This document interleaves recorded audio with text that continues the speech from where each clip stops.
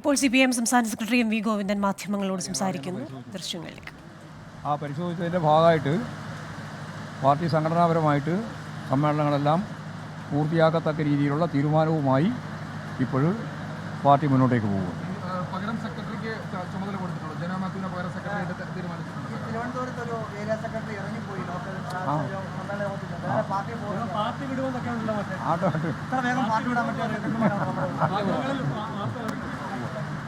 പക്ഷേ ഈ പുതിയ ആൾക്ക് ചുമതല കൊടുത്തിട്ടുണ്ടോ? പക്ഷേ